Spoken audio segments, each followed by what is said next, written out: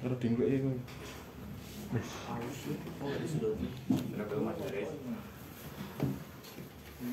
Sampun, Pak. Wis nyambung to. Udah langsung. Nonton ya.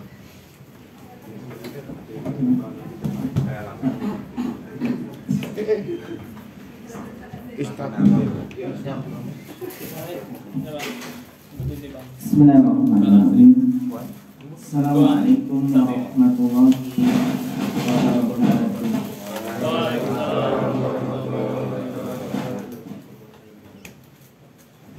Innal hamdalillah nahmaduhu wa nasta'inuhu wa nastaghfiruh wa na'udzu billahi min syururi anfusina wa min sayyiati a'malina. Man yahdihillahu fala mudilla lahu wa man yudlil fala hadiya lahu. Asyhadu an la ilaha illallah wahdahu la syarika lahu wa asyhadu anna Muhammadan abduhu wa rasuluh.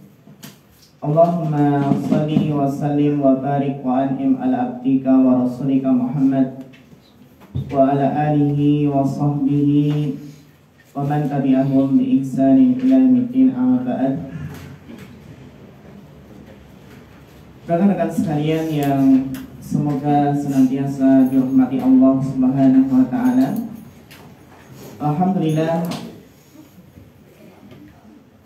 di pagi hari yang cerah ini kita masih diberikan izin oleh Allah untuk menghirup udara yang segar.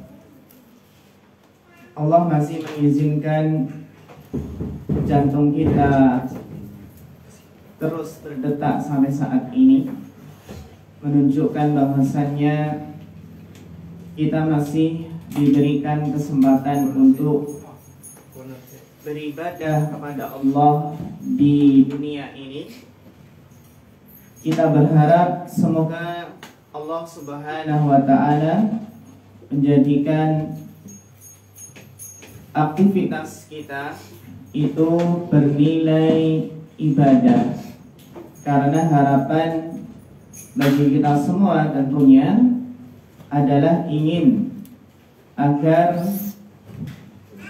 semua aktivitas gerak-gerik kita itu mendapatkan ridho dari Allah Subhanahu wa taala. Maka di sini ada pembahasan yang sangat penting sekali, mengingatkan kita akan pentingnya menjaga niat dalam bekerja, menjaga keikhlasan dalam bekerja. Karena ikhlas, niat yang baik dalam bekerja itu merupakan ruhnya suatu amalan. Ikhlas itu merupakan inti, pondasi dalam suatu pekerjaan, yang mana pekerjaan itu akan maksimal, akan berjalan dengan baik apabila pekerjaan tersebut dilandasi dengan keikhlasan. Inilah yang harus kita pahami, bahwasanya niat itu adalah ruhnya amal, ruhnya pekerjaan. Sebagaimana sabda Nabi SAW, innamal a'malu binniyat. Sesungguhnya setiap amalan itu tergantung dari niatnya. Setiap amalan itu tergantung dari niatnya, menunjukkan bahwasanya niat itu adalah ruhnya amal.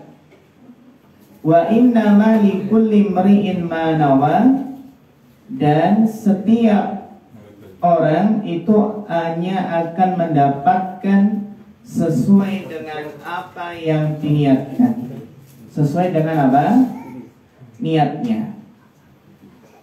Sehingga rekan-rekan yang dirahmati Allah Subhanahu wa taala, inilah yang harus kita tanamkan dalam hati, bagaimana menjadikan seluruh aktivitas kita itu berpahala dan bernilai ganjaran di sisi Allah Subhanahu wa taala.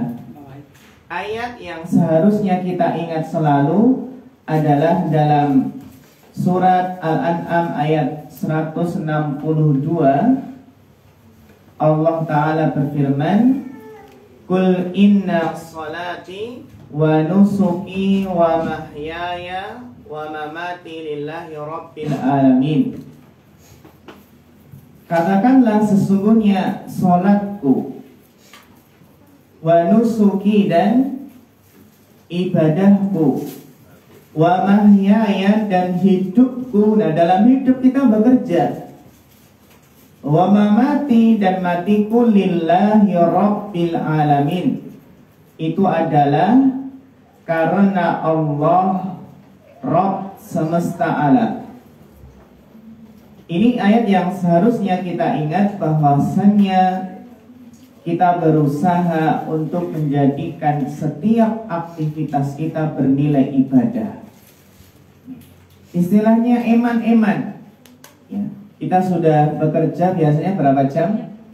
Kalau bekerja 8 jam, 9 jam. Jika tanpa niat, kita apa? Kita sangat disayangkan nggak dapat pahala.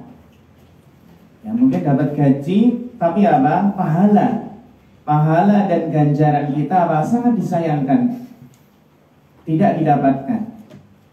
Demikian pula aktivitas makan kita, minum kita, tidur kita. Coba kita resapkan dalam hati kita, bagaimana menghadirkan niat itu dalam setiap aktivitas kita. Mau makan, ya Allah, bismillah, mudah-mudahan dengan makan ini saya kuat sholat taraweh. Adanya apa? Kebanyakan makan akhirnya ngantuk, ya Allah, tarawehnya nggak kuat. Kemudian tidur, ya Allah, saya tidur lebih awal, biasa jam 11, jam 9 sudah tidur dengan niat, ya Allah, mudah-mudahan nanti bisa bangun malam. Kemudian juga mau berangkat kerja, bismillah, kerja, ya, melaksanakan perintah Allah untuk menafkahi diri dan keluarga lillahi ta'ala.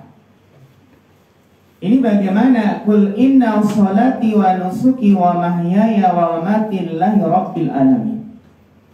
Bagaimana menjadikan aktivitas kita itu bernilai ibadah. Maka ketika seseorang lalai, lupa tidak menghadirkan niat dalam bekerja, itu kehilangan banyak sekali pahala. Kan sayang, ya, kehilangan apa? Banyak sekali pahala yang seharusnya apa? Bisa ia dapatkan dengan menghadirkan niat. Maka rekan-rekan yang dirahmati Allah Subhanahu wa taala, di sini akan kita bahas terlebih dahulu bagaimana agar kita bisa menjaga niat dalam bekerja. Bagaimana kita bisa ikhlas dalam bekerja. Yang pertama, kita niatkan apa? Bekerja dalam rangka melaksanakan perintah Allah. Bekerja dalam rangka melaksanakan perintah Allah. Sebagaimana yang Allah firmankan dalam surat Al-Jumu'ah, fa idza qudiyatis shalah, maka apabila telah selesai salat Jumat, fantashiru fil ard, maka bertebaranlah di muka bumi Allah yang luas ini. Fantashiru fil ard wabtaghu min fadlillah, dan carilah karunia Allah, carilah rizki. Jadi kita bekerja itu apa? Agar niatnya lurus, agar bisa menjaga niat bismillah, bekerja dalam rangka melaksanakan perintah Allah lillahi ta'ala. Karena Allah memerintahkan agar kita itu bertebaran di muka bumi Allah yang luas ini untuk mencari rizki, untuk menjemput rizki Allah. Maka di sini kalau kita niatnya bekerja itu karena melaksanakan perintah Allah, maka insya Allah kita bekerjanya akan ikhlas dan tidak ada kesan paksaan. tidak dipaksa orang tua, tidak dipaksa mertua, apalagi tidak dipaksa oleh keluarga. Jadi memang niatnya itu adalah lillah, lillahi rabbil alamin. Ini bagaimana kita menghadirkan ketika mau berangkat kerja, ya, bismillah, melaksanakan perintah Allah. Fantashiru fil ardh wabtaghu min fadlillah. Ini yang pertama. Yang kedua, kiat untuk menjaga niat dalam bekerja adalah untuk memenuhi kebutuhan keluarga, atau apa? Untuk menafkahi keluarga. Yang sebagaimana pernah kita bahas di sini, bahwasanya di antara sedekah yang paling afdal, sedekah yang paling utama di antaranya adalah sesuap nasi yang kita berikan kepada istri, kepada keluarga. Jadi kita niatkan bekerja ini bismillah agar mendapatkan rezeki dari Allah, kemudian kita bisa sedekah, memberikan nafkah kepada anak dan istri kita. Kalau belum punya anak istri gimana? Orang tua. Atau menafkahi apa? Diri sendiri. Menafkahi diri sendiri. Dalam rangka apa? Dalam rangka menjaga kehormatan, menjaga harga diri dengan tidak minta-minta. Biasanya harus kita tanamkan kepada anak kita, ya, bagaimana ketika sudah besar itu mandiri, tidak terlalu bergantung dengan orang tua, tidak hanya minta orang tua, tapi bagaimana seorang anak itu bisa mandiri, bisa menafkahi diri sendiri. Jadi mandi itu bukan mandi sendiri, ya, tapi menafkahi apa? Diri sendiri. Menjaga diri dari apa? Minta-minta. Daripada nanti di hari kiamat orang yang minta-minta akan dibangkitkan dalam keadaan wajahnya tidak berdaging, alias apa? Tengkorak. Kalau orang minta-minta kan kita istilahnya kan tidak tahu malu, yang kita istilahkan dengan apa? Rai. Sekarang nggak ada gedek, rai tembok berarti. Rai tembok, ya. Ya ada, masih digedek, ya, tapi jarang. Terus di pelosok-pelosok sana. Kita sering-sering mengunjungi saudara kita yang rumahnya masih gedek, itu akan lebih apa? Menjadikan kita bersyukur dan qanaah. Jadi bagaimana niatnya adalah menafkahi apa? Keluarga. Kemudian yang ketiga adalah menjaga kehormatan. Menjaga kehormatan diri.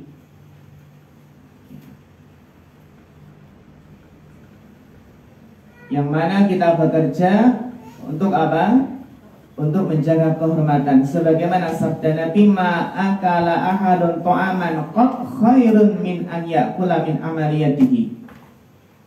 Tidak ada makanan yang lebih baik daripada makanan hasil jerih payah sendiri, hasil keringat sendiri. Jadi makanan yang terbaik itu adalah hasil jerih payah sendiri. Kita saja kalau, ya, menikmati hasil jerih payah sendiri ada kepuasan tersendiri. Kita bisa bangun rumah dengan apa? Menabung, dengan apa? Menabung, bersabar, kemudian bisa bangun rumah. Itu ada rasa kepuasan tersendiri daripada sekedar warisan. Gitu, ya. Meskipun warisan, ya, alhamdulillah dapat warisan itu, ya. Tapi rasa puas, rasa, ya, dalam hati ini kepuasan itu beda dengan hasil jerih payah sendiri. Bisa beli sesuatu karena hasil jerih payah sendiri. Sehingga makanan yang terbaik itu adalah hasil keringat, hasil kerja keras kita.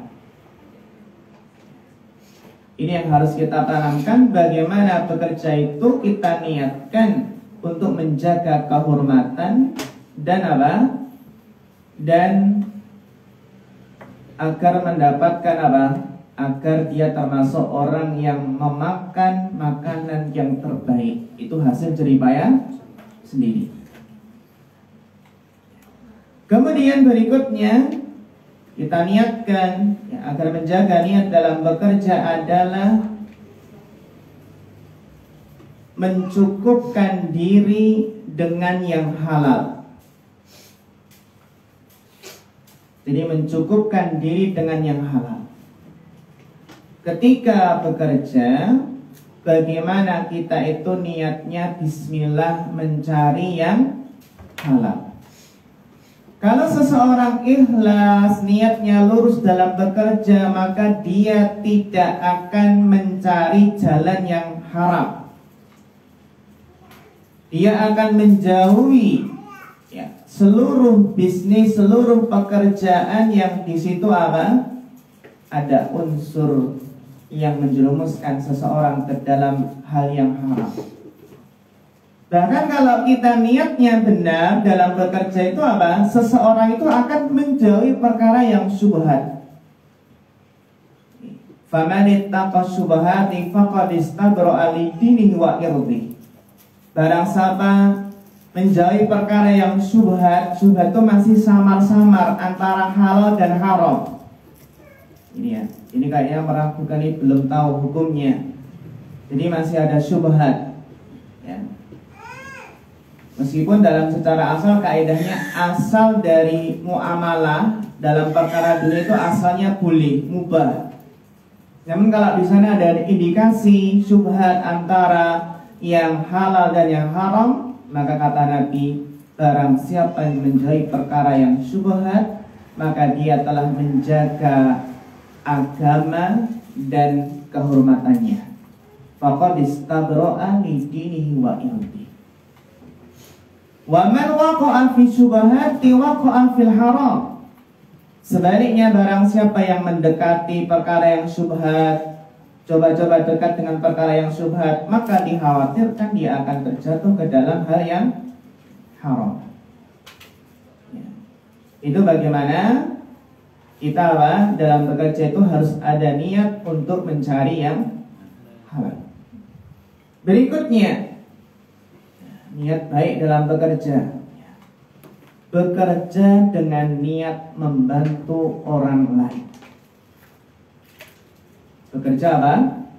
Dengan niat membantu orang lain. Sebagaimana kita bekerja di sebuah perusahaan, maka harus ada niat bagaimana kita itu memberikan sumbangsi, memberikan manfaat kepada perusahaan. Bagaimana ada niat memajukan perusahaan. Ini yang harus ada niat dalam kita. Sebagaimana ya, seseorang yang membuka sebuah lapangan usaha, itu juga harus ada niat bagaimana memberikan manfaat membantu orang lain. Itu Masya Allah, sebuah perusahaan yang membuka lapangan pekerjaan, itu apabila diniatkan membantu orang lain, itu pahalanya sangat besar. Ketika banyak mungkin orang yang susah mencari kerja, terus ada seorang pengusaha yang dia ingin sekali banyak membuka perusahaan, lapangan usaha untuk membantu saudara-saudaranya muslim yang beriman, yang taat. Masya Allah, sebuah apa? Pahala yang besar.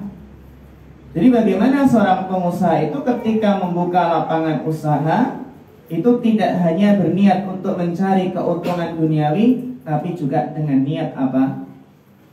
Membantu orang lain, berikan manfaat. Khairun nas anfa'uhum linnas.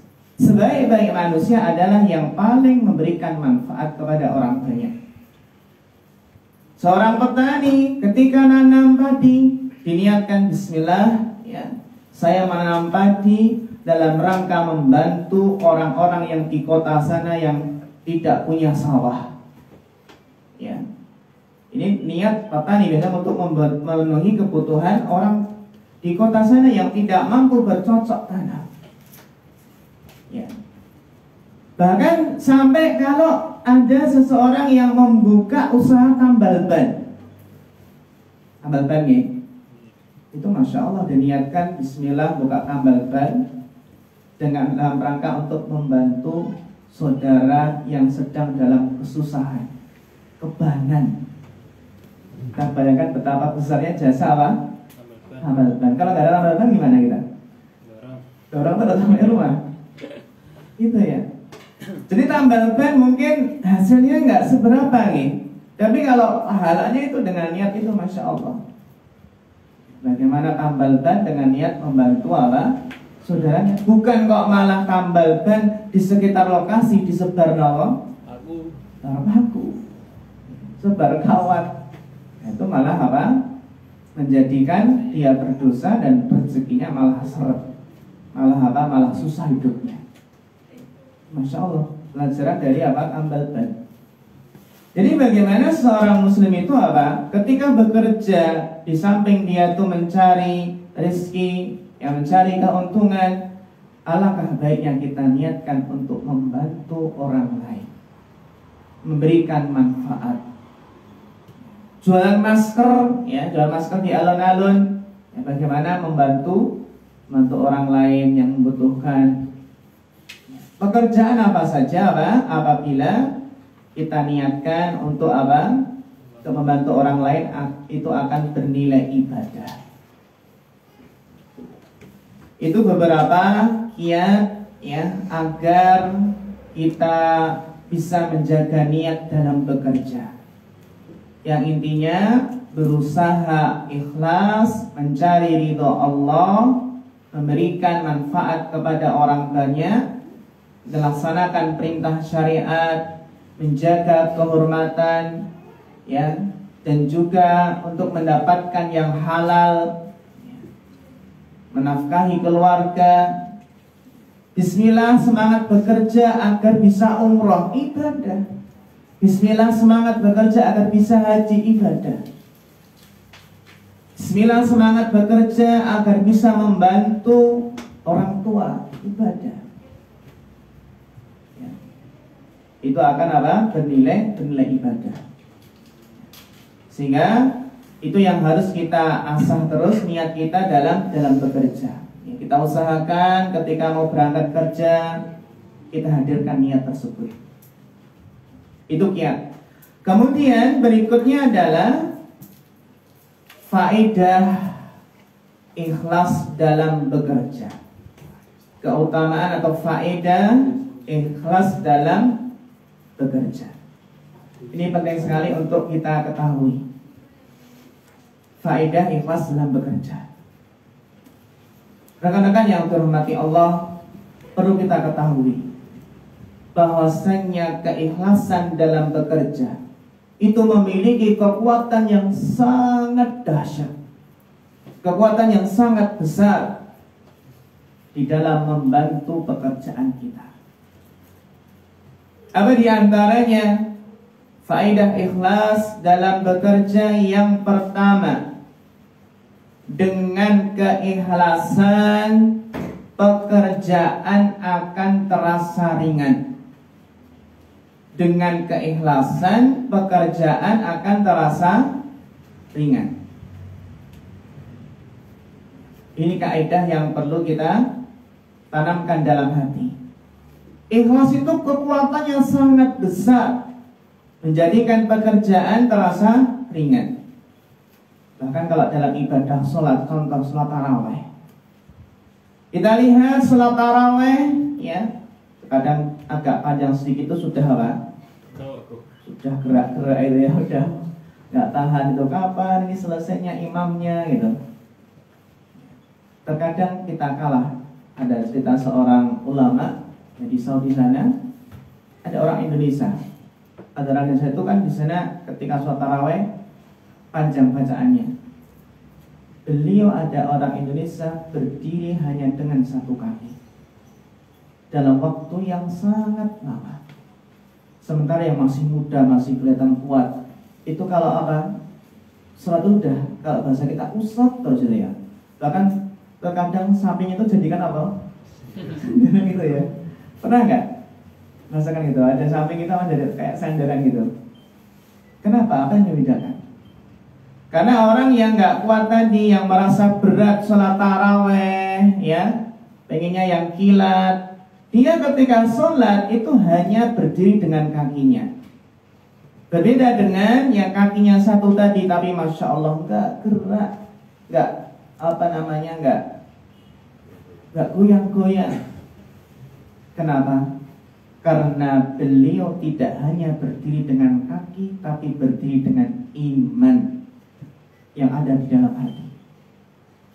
Sebagaimana ketika kita bekerja, ketika mendapatkan tugas pekerjaan yang banyak, pekerjaan yang menumpuk-numpuk setinggi, yang setinggi langit ya, setinggi apa?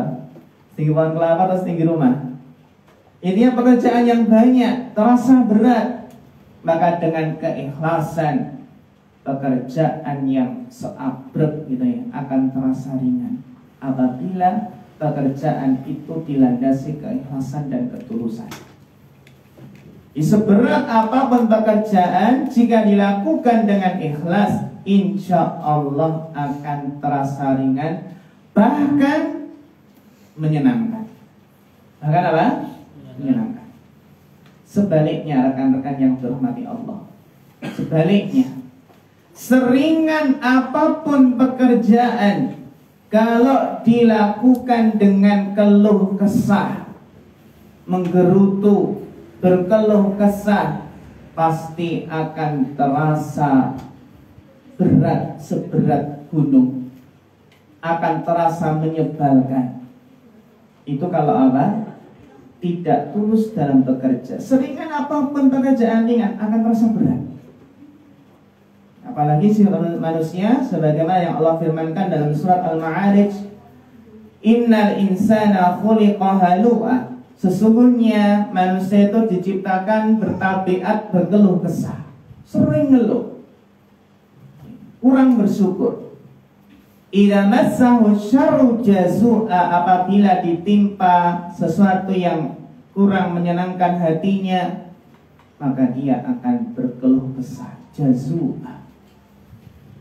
Jadi bagaimana ketika bekerja, seorang mukmin itu berusaha untuk tidak berkeluh kesah.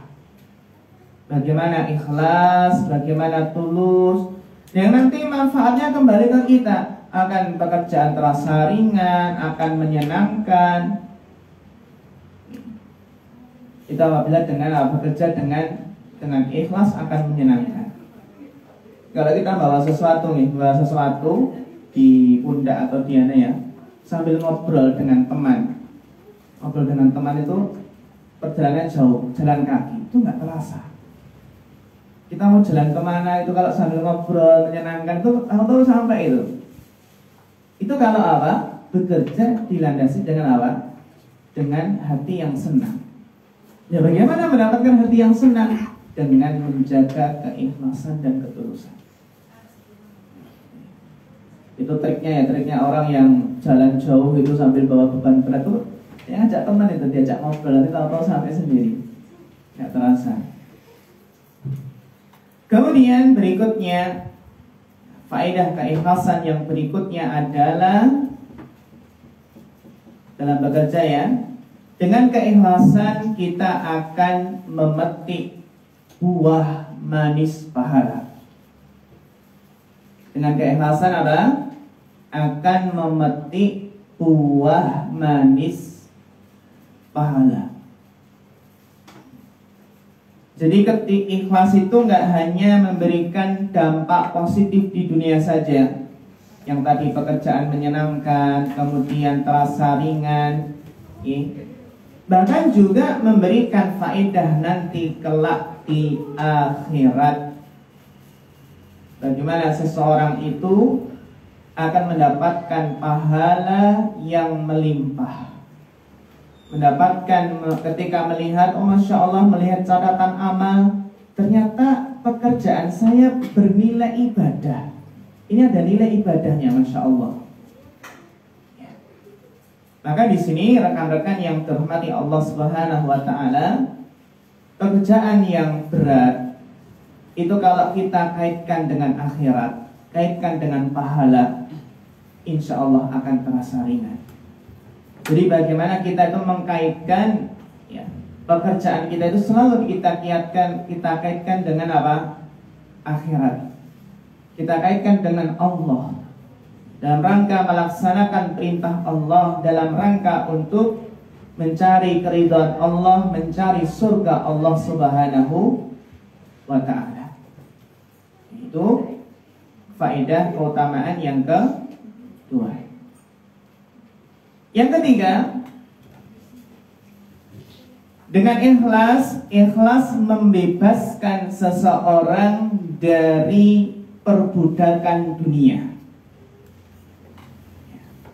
Ikhlas itu akan apa?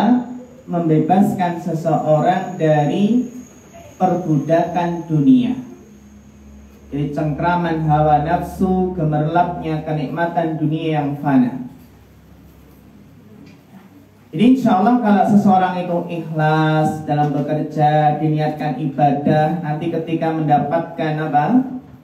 Mendapatkan hasil yang banyak, yang melimpah, jadi orang kaya, maka dia tidak akan diperbudak oleh hartanya. Bahkan dia apa? Hatinya itu hartanya enggak sampai masuk ke dalam hati. Dia menguasai hartanya, harta di bawah tangannya dan tidak sampai masuk ke dalam hati. Karena kalau harta itu masuk ke dalam hati, nanti keluarnya susah. Ya, keluarnya apa? Susah. Tidak, kalau harta itu ya kita kuasai, jadi orang kaya, kemudian apa? Kita bisa memberikan manfaat dengan harta kita. Berbeda kalau bekerjanya tidak ikhlas, hanya mencari keuntungan dunia semata, maka dia bisa diperbudak oleh dunia. Kata Nabi, ta'isa abdud dinar, celaka hamba dinar. Sekarang kan celaka hamba rupiah gitu ya. Ta'isa abdud dirham, celaka hamba dirham. Ta'isa abdul khamisah, celaka hamba pakaian. Ada orang itu yang hidupnya itu menghambakan apa? Diperbudak oleh pakaian. Ya, ada model yang baru, ada yang lainnya. Bahkan apa? Ada yang pakaian harganya satu berapa? 30 juta. Murah banget gitu ya. Murah banget ini. Sepatu awalnya tas gitu ya. Jam tangan berapa? Ratusan juta. Coba kita dibelikan apa? Untuk bantu anti asuhan atau para anak yatim, janda, orang yang sudah tua. Ini orang yang diperbudak oleh harta. In utiya radiya, kalau dibeli dia puas, ya senang, ridho. Wa in muni'a sakhita, kalau tidak diberi maka dia akan marah. Ya, ta'isa wan akasa, maka dia akan celaka. Ya, seseorang yang diperbudak oleh dunia. Ya, maka kita di dalam bekerja agar tidak diperbudak dunia, berusaha untuk menjaga niat, menjaga keikhlasan dalam bekerja. Orang yang tidak diperbudak ya oleh dunia, maka dia akan bisa mengatur waktunya dalam bekerja. Beda dengan seseorang yang sudah diperbudak oleh pekerjaan, maka dia akan apa? Akan menerjang larangan Allah, akan meninggalkan sholat yang waktunya sholat, masih sibuk dengan pekerjaan. Dulu para ulama itu kalau mau memukulkan palu, dengar adzan, itu enggak dilanjutkan memukul palu, tapi langsung apa? Langsung diletakkan palu tersebut, siap-siap untuk sholat berjamaah.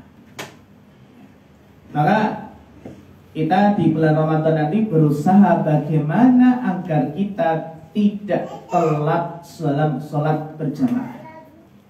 Karena prinsipnya bahwasannya, kenapa seseorang itu kok susah majunya?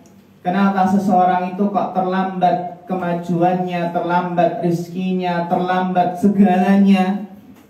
Ternyata apa? Rahasianya adalah dia sering terlambat sholat. Jadi kaidah mengatakan bahwasannya sering terlambat sholat itu menjadikan dia akan terlambat dalam segala hal.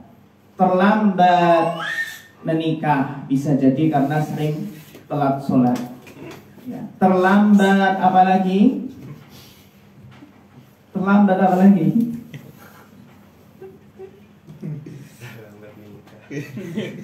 Enggak ya, laki-laki kan 35 belum terlambat kan? Tidak, dia dengan wanita ya. Jadi terlambat dalam apa? Dalam segala hal.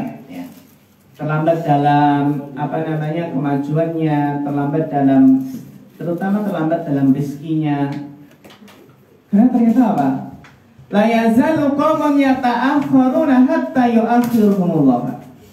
Ya, jika suatu kaum, ya kata Nabi SAW dalam sebuah hadis, jika suatu kaum itu selalu mengakhirkan sholat, terlambat sholat, ya, para ulama menjelaskan di antara bentuk dia mengakhirkan sholat itu ketika sampai ke masjid nggak langsung ke shaf pertama, tapi dia suka di belakang. Suka di belakang itu. Padahal kalau kita tahu keutamaan shaf yang pertama, maka kita akan rebutan. Ini ternyata orang yang mengakhir-akhiran sholat salah satunya adalah ketika sudah di masjid kok nggak langsung masuk ke shaf yang pertama. Coba itu ya para rekan-rekan yang terhormati Allah, di sini kalau kita ingin mendapatkan perubahan, mendapatkan perubahan yang besar dalam hidup kita, kemajuan yang signifikan, maka kuncinya adalah memperbaiki kualitas sholat. Maka insoluhat saluha sa'iru amalihi.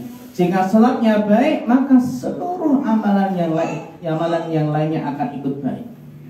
Wa in fasadat fasada sa'iru amalihi. Dan jika rusak sholatnya, maka akan rusak seluruh amalannya. Maka ya, seorang pekerja yang menjaga sholat, yang menjaga kekhusyukannya, maka dia akan semakin sukses, akan semakin semakin mendapatkan kemajuan, ya. Dan semakin semakin Allah Subhanahu wa taala memberikan memberikan karunia-Nya, memberikan rezekinya, ya. Namun di sini rekan-rekan yang terhormati Allah, ya, kalau kita di sini harus berhusnudzon kepada Allah. Ketika kita menginginkan sesuatu namun tidak kunjung datang, maka di sini yang perlu kita tekankan adalah husnudzon. Bagaimana berbaik sangka kepada Allah, karena Allah Maha tahu mana saat yang tepat.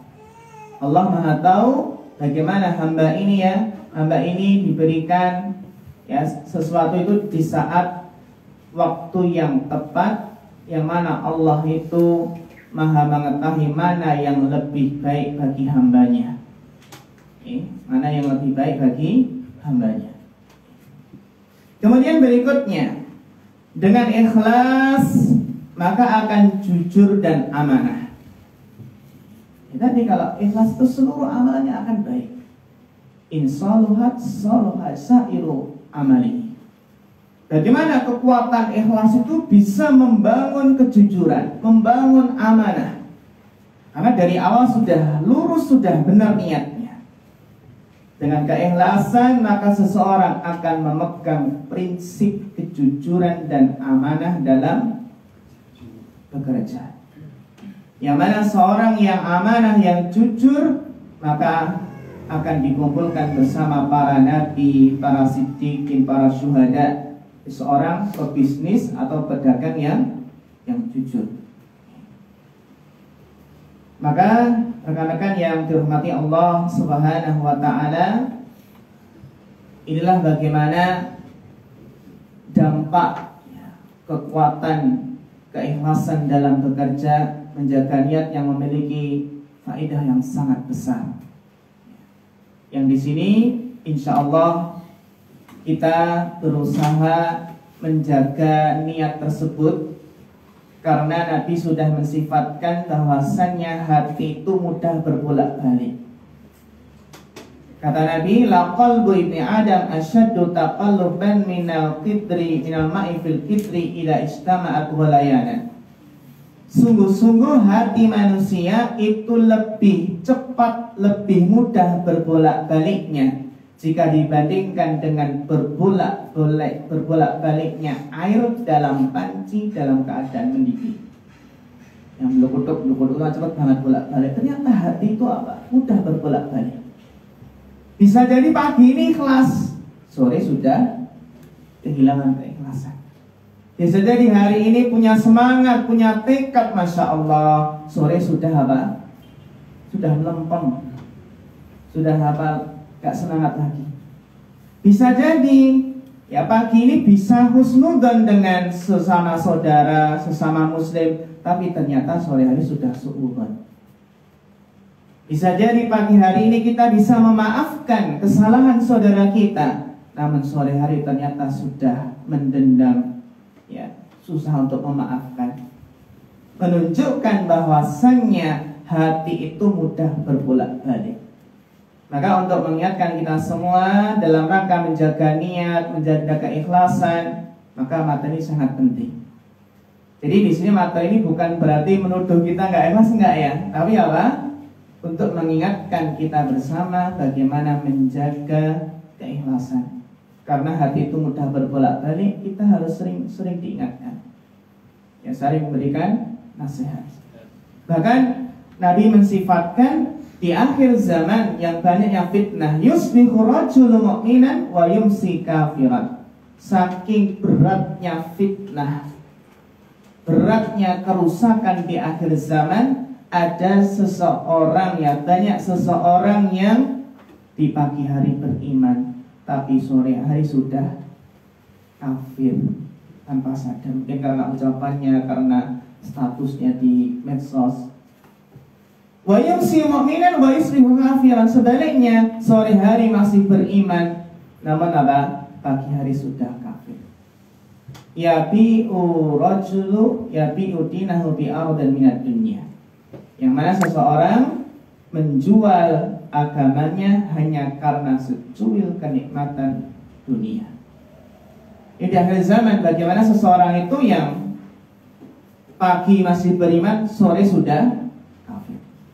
Menunjukkan sekali lagi bahwasanya kita harus sering berdoa kepada Allah, meminta kepada Allah, ya muqallibal qulub tsabbit qalbi ala dinik. Ya Allah, zat yang membolak-balikkan hati, tetapkanlah hati kami di atas agamamu. Ya musarrifal qulub sarrif qulubana ala ta'atik. Wahai Allah yang zat yang membolak-balikkan hati, maka tetapkanlah hati kami di atas ketaatan kepadamu.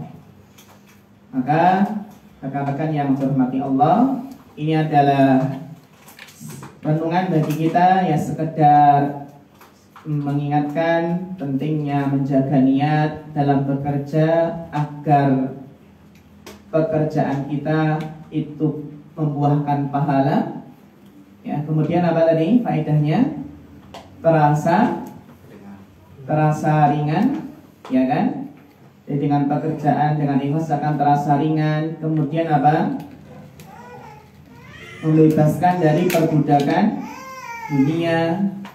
Dan dengan bekerja, terakhir sebagai penutup, dengan ikhlas bekerja akan lebih maksimal. Ya, tadi jujur dan amanah, kita tambah satu lagi ya Bang. Dengan ikhlas bekerja akan lebih maksimal. Ya, sebagaimana Rasulullah SAW bersabda, innallaha yuhibbu idza amila ahadukum amalan ayyutqinahu. Bahwasanya Allah itu mencintai seseorang apabila beramal, apabila bekerja itu berusaha untuk maksimal, berusaha untuk mungkin, untuk itqan, berusaha sebaik mungkin. Itu yang mungkin bisa kita jadikan prinsip dalam hidup kita, bahwasanya berusaha untuk yang terbaik. Yang ini terkadang ya, kalau kita dalam sekolah itu kan ada tugas, yang penting numpuk gitu ya.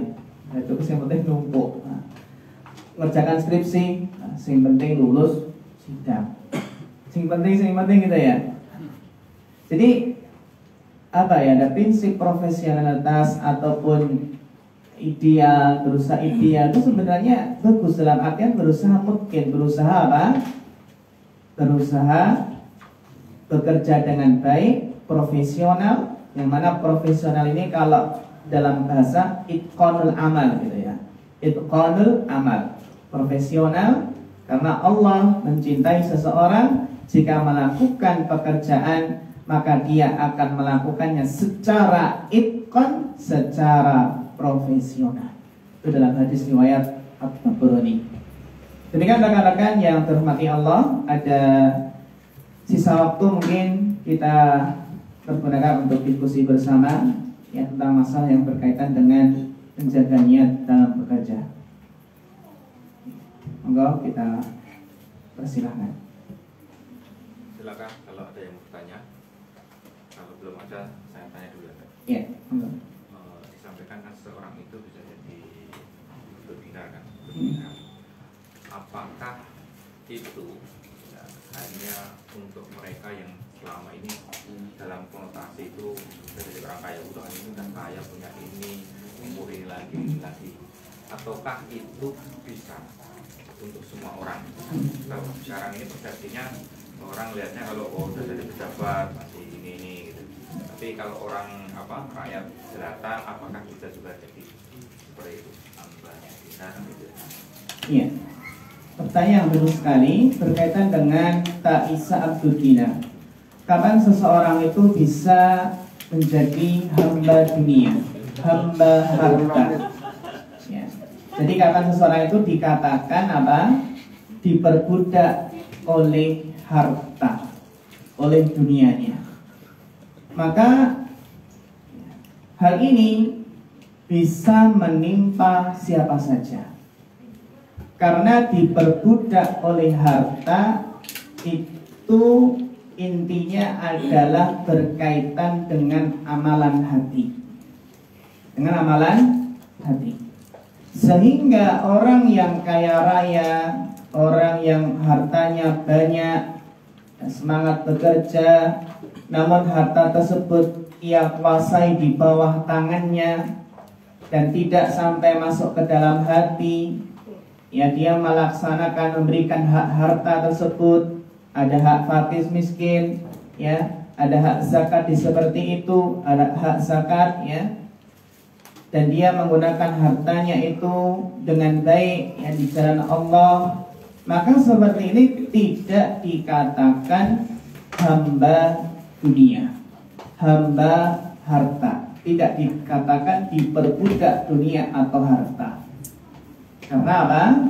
Dia masih bisa memanajemen, ya, mengkondisikan hatinya. Sebagaimana sahabat-sahabat yang kaya, Utsman bin Affan, seperti Abdurrahman bin Auf, Abu Bakar dan lain sebagainya.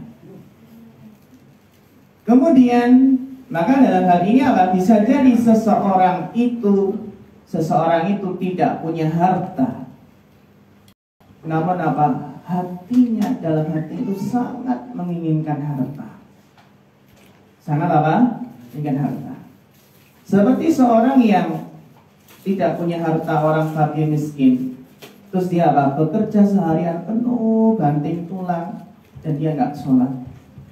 Kalau dia katakan kalau saya sholat nanti penghasilan saya jualan ini akan berkurang, maka seperti ini dia juga dinamakan ta'isa abdud dinar, ta'isa abdud dirham. Dia diperbudak oleh hartanya. Jadi orang yang mungkin kelihatannya fakir miskin dan hatinya itu sangat menginginkan dunia, ya kan? Sangat apa? Menginginkan dunia, maka ini bisa juga dinamakan dia diperbudak oleh dunia dan hartanya. Yang mana ini bisa dilihat ketika orang tersebut, kan kita kasihan terkadang melihat bapak-bapak yang sudah kerjanya berat sekali di luar sana, panas-panasan, ya kan, panas-panasan, kemudian seharian, ya kadang sampai merasakan panas, istilahnya sampai hitam, sampai gosong, ya. Tapi kan kita kasihan, Kenapa? Karena nggak sholat.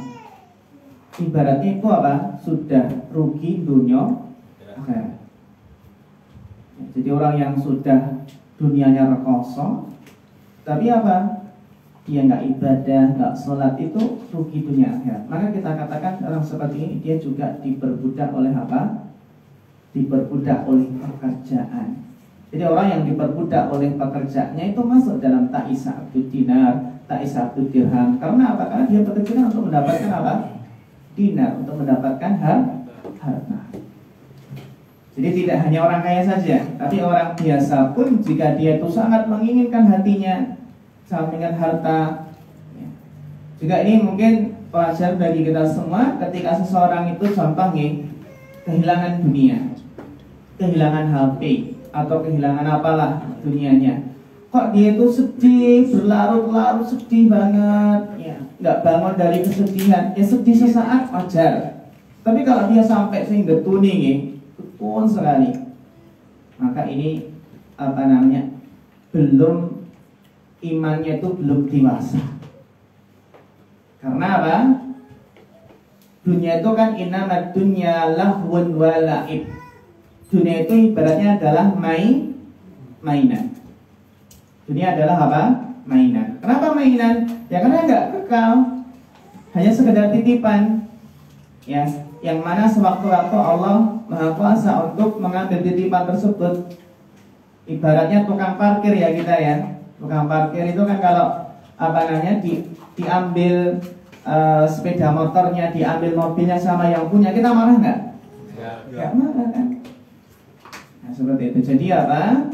Jadi di sini ibaratnya kalau seseorang itu kehilangan HP, contoh nih gini, dia terlalu sedih, berlarut dalam kesedihan, itu berarti belum dewasa keimanannya. Seperti anak kecil. Anak kecil kalau kehilangan mainan bagaimana?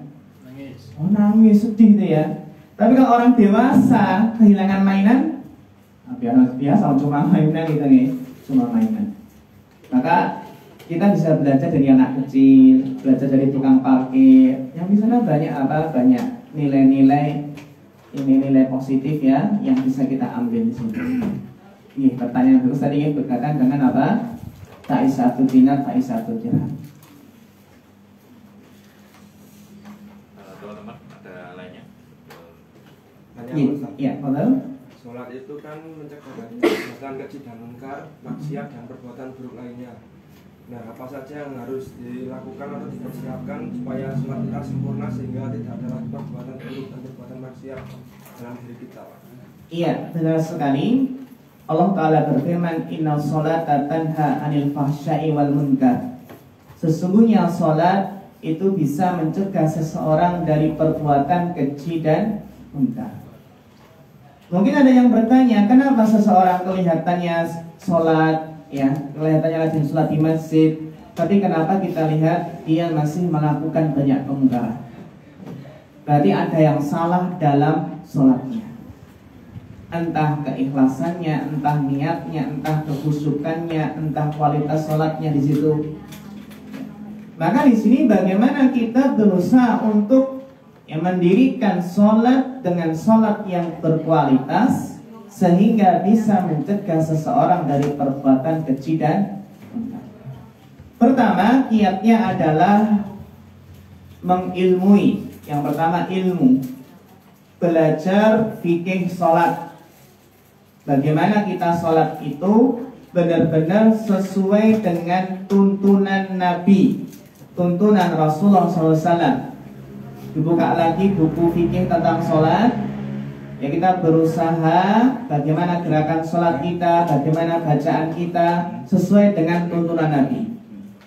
Itu berkaitan apa? Memperbaiki kualitas apa? Dhuhur dari sholat kita. Terus berikutnya memperbaiki apa? Kualitas secara batin kita. Bagaimana agar sholat itu memberikan pengaruh dampak? Maka hayati bacaan dan gerakan sholat. Dibuka terjemahannya doa iftitah itu artinya apa? Dibuka terjemahan doa rukuk itu artinya apa? Doa sujud artinya apa? Duduk di antara sujud artinya apa? Kita pelajari di situ, ya kita buka tujuannya agar kita khusyuk dalam sholat. Kenapa seseorang itu susah khusyuk dalam sholat? Karena bisa jadi dia kurang memahami makna dari bacaan sholat.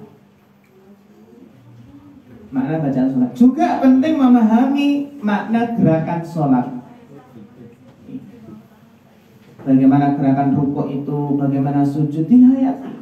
Kita sudah rukuk kepada Allah, sujud kepada Allah. Bahkan ketika kita Allahu Akbar, takbiratul ihram. Allahu Akbar artinya apa?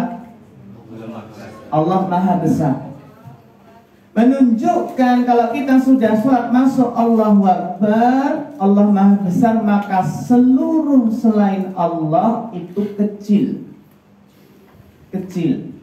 Sesuatu yang kecil ini maka tidak pantas untuk kita bawa-bawa dalam sholat. Tidak pantas untuk kita sibuk memikirkannya dalam sholat. Kenapa seseorang baru Allahu Akbar sudah kepikiran sana, pekerjaan sini, kepikiran situ? Berarti dia kurang memahami bacaan takbiratul ihram Allahu Akbar. Kalau dia sudah Allahu Akbar, Allah Maha Besar, maka seluruh selain Allah itu kecil. Maka kita fokus untuk beribadah kepada Allah. Maka untuk perkara dunia nanti ketika sudah sholat selesai baru dipikirkan. Jadi untuk bisa sholat mencegah dari perbuatan keji dan munkar, intinya kita terus berusaha memperbaiki kualitas sholat kita. Baik kualitas secara amalan hati ya, keikhlasan, kekhusyukan, ya ketundukan kepada Allah, melaksanakan sholat dengan penuh kecintaan, tanpa paksaan, dengan penuh harap, rasa takut kepada Allah, itu yang akan membekas. Dan juga diimbangi dengan apa tadi? Memperbaiki kualitas bacaan dan gerakan tersebut agar semakin sesuai dengan contoh Nabi. Itu ya, jadi dia memperbaiki kualitas sholat kita. Pertanyaan yang bagus sekali.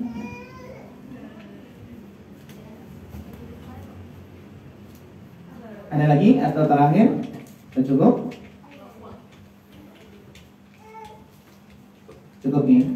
Ya, kalau tidak ada yang didiskusikan lagi, maka rekan-rekan yang terhormati Allah Subhanahu wa Ta'ala, apa yang kita bahas pada pagi hari ini itu adalah yang nasihat kita bersama, yang mana kita itu butuh untuk diingatkan keikhlasan dalam beribadah, dalam beramal, bahkan dalam bekerja, agar ya jerih payah kita, agar keringat kita itu tidak sia-sia, namun bernilai pahala di sisi Allah Subhanahu wa Ta'ala. Demikian, mudah-mudahan bermanfaat. Ada yang mohon maaf. Fanas'allahu ta'ala al-huda wal tuqa wal afafa wal ghina. Fa akhirul kalam. Wassalamualaikum warahmatullahi wabarakatuh. Waalaikumsalam warahmatullahi wabarakatuh. Simpen. Ini Pak, nyimpennya di.